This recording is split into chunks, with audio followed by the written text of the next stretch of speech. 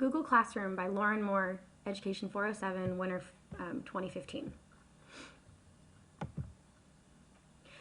Google Classroom is a great tool that allows teachers to tie together a multitude of Google products and put them all in one location.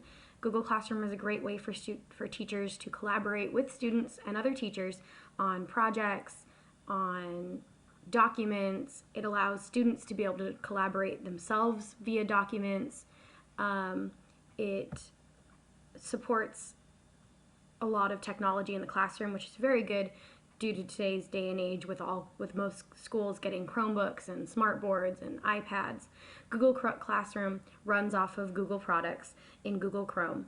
It can be used in other web browsers. However, Google Classroom works best in a Chrome situation where it's tied directly to Google. And if you have questions as to how to actually sign up to that, you can look at my other presentation I've made before. So how do you use Google Classroom? Google Classroom was set up by Google as a platform for education, for educators to be able to cut down on trees and paper and be able to utilize technology in their classroom. So in order to use Google Classroom, you're going to use this URL down below, https://classroom.google.com. Type that into your browser, the URL browser, and it'll send you to a page that looks something like this. Then you will click on where it says Go to Classroom.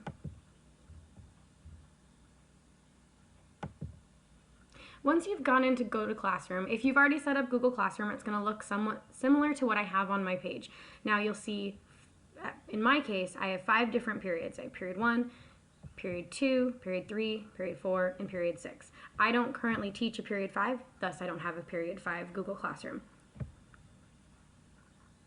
And when you first look at the Google Classroom page, it'll show you upcoming assignments, how many students are enrolled, the title, which I have is 7th grade period 4, and the sub-content, so in my case, life science.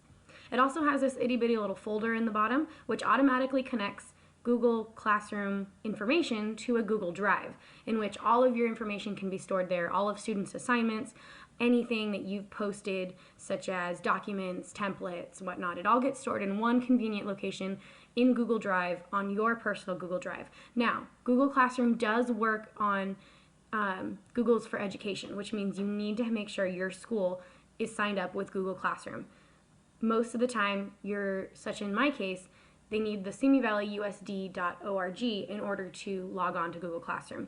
Unfortunately, regular Gmail is not included in this platform. You do need to have some type of a USD.org to be able to support Google Classroom unless you want to pay for it, which I don't recommend. It's pretty expensive. Now, in order to create a class or join a class, you need to click on the little plus sign arrow that you see in the top right-hand corner right by your email address. And then it'll bring a drop-down menu. It says Join Class or Create a Class. As an educator, clicking on the plus sign allows you to either join a class or create a class. Let's say you click Create a Class. A little box will pop up in the center of your screen that says Create a Class. Then you can choose a class name. In my case, I chose all of my class names to be 7th grade period, whatever period it was. And then the section I put is Life Science. You can flip it if you'd like and have it say Life Science, period, whatever in the section. However, I like to have it so I can see the periods right on top as opposed to smaller underneath. Once you've created your class, you'll be brought to a screen that looks like this. Here you have 3 tabs, one that says Stream, one that says Students, and one that says About. Now if you look at the top portion of your screen, there'll be a section that says Life Science. Now that's how you know that you've created the title and the section of your class.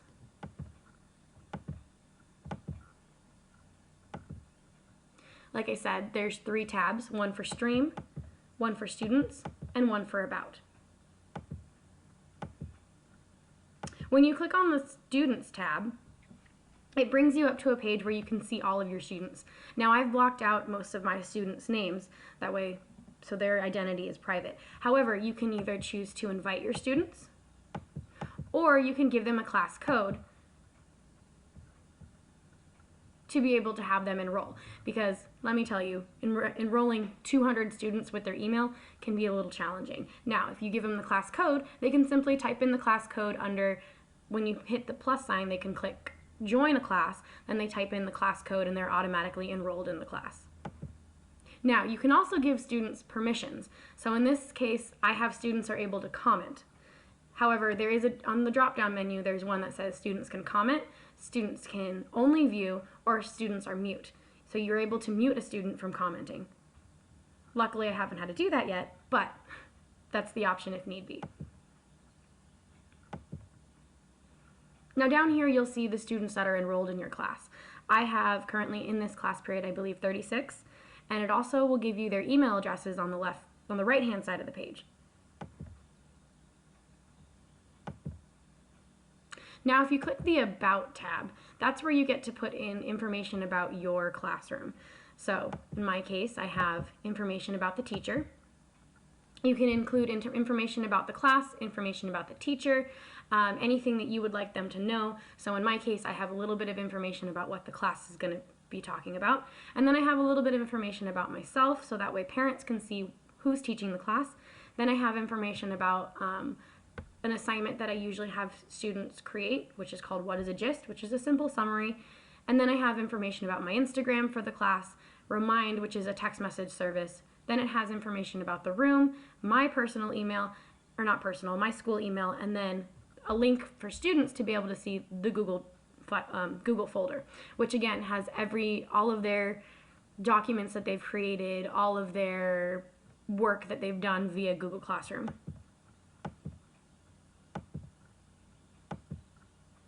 Again, there was the room, teacher email, so that way students have the email right there at their fingertips.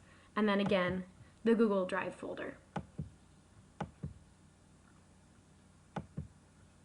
Now when you get back to the Stream tab, it'll show you that there's a little box at the top that says Announcement or Assignment. Now if you want to click on Announcement, that can actually just send information to the class. It doesn't assign anything, it doesn't, they're not graded on anything with that.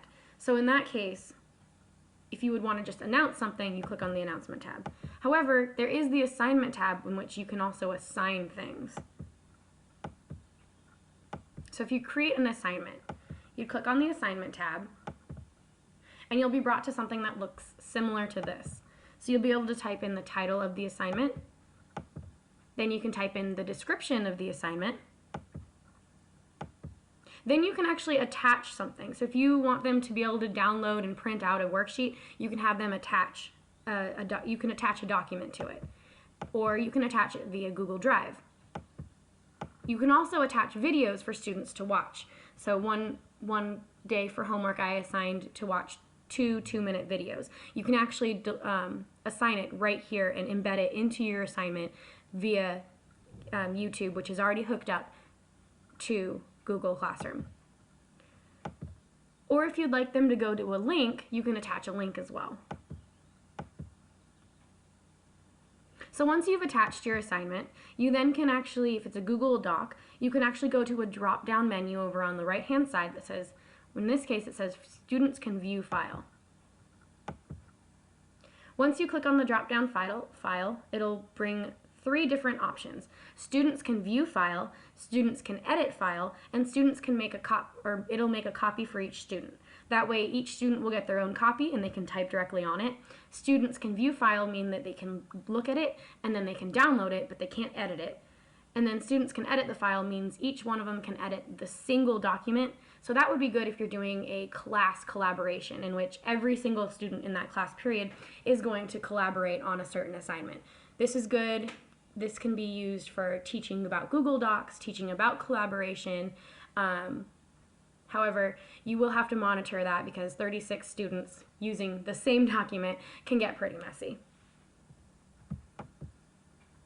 Now, once you finish that, a little bit further over to the left, there's also a drop-down menu that says 7th grade period 1, and then it lists all the class periods that you actually have a Google Classroom for. Now, by clicking on each one of those little boxes, it allows you to create assignment and have them post to more than one class, so you don't actually have to post them individually for each class period or each Google class.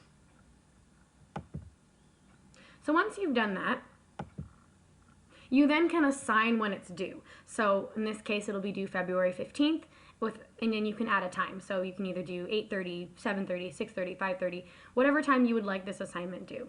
Once you're done, you then can go ahead and click Assign. And it'll post it to each one of the streams. So once you've created your assignment, it'll then show up on your screen, and it'll show you the due date. It'll also show you how many students have actually done the assignment and how many students have actually not done the assignment. When students actually look at their assignment, it'll show a little blue box that says Mark as done. Now, in order for you to know that they're done, they actually have to click Mark as done. But if they don't click Mark as done, it'll show you not done.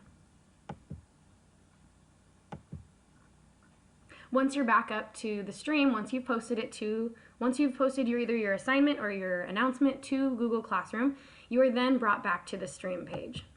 It'll then show you whether you have any upcoming assignments. So in my case, all of my students have finished their work, so there's no upcoming assignments.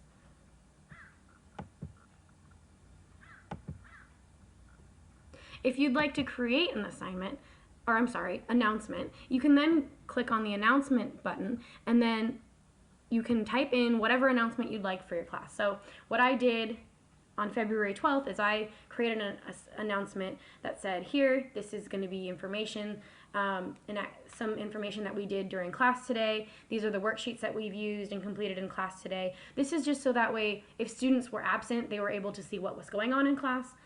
You can also do announcements such as bring a calculator because you're not allowed to use your phone as a calculator, or make sure you bring headphones because we'll be using the Chromebooks and completing a web quest, and such as that. So anything that they're not actually going to be turning in or marking as done on Google Classroom should be posted as an announcement.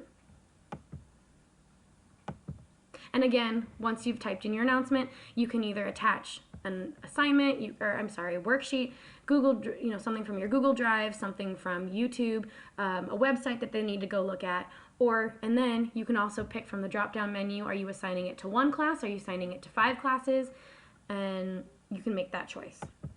Once you're done, then you click Post, and then it uploads it to the stream.